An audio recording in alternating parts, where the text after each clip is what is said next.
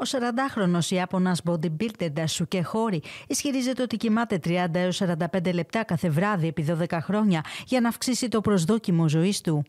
Ο 40χρονος άνδρας καταναλώνει τόνους καφέ για να παραμένει ενεργός και σε εγρήγορση καθ' όλη τη διάρκεια της ημέρας του.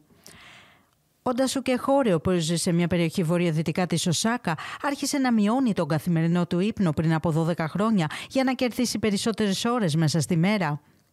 Η τεχνική του βασίζεται στην ποιότητα έναντι της ποσότητας του ύπνου. Ο ίδιος ίδρυσε τη Japan Short Sleepers Training Association το 2016, όπου φέρεται να έχει διδάξει πάνω από 2.100 ανθρώπους να γίνουν εξαιρετικά γρήγοροι υπναράδες. Μία από τις μαθήτριές του δήλωσε ότι άρχισε να μειώνει τον ύπνο της πριν από 4 χρόνια και από 8 ώρες καθημερινά έχει φτάσει σε μόλις 90 λεπτά, ενώ το δέρμα της και η ψυχική της υγεία είναι σε εξαιρετική κατάσταση. Σε κάθε περίπτωση, ωστόσο, οι επιστήμονες συνιστούν 7 ή και περισσότερες ώρες ύπνου, καθώς σε αντίθετη περίπτωση ελοχεύουν κίνδυνοι για την υγεία.